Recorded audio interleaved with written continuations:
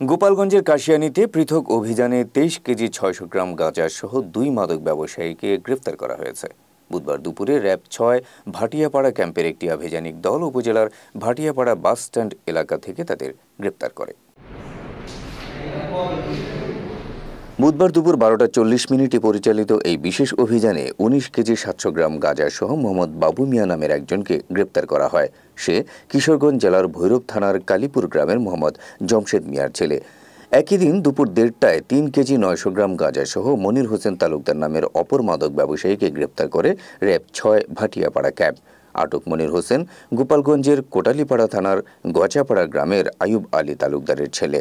আসামিদের কাশিয়ানী থানায় হস্তান্তর করে মামলা রুজু করা হয়েছে বলে নিশ্চিত করেছেন RAB 6 Bhatiapara camp commander Syed Fazlur Rahman.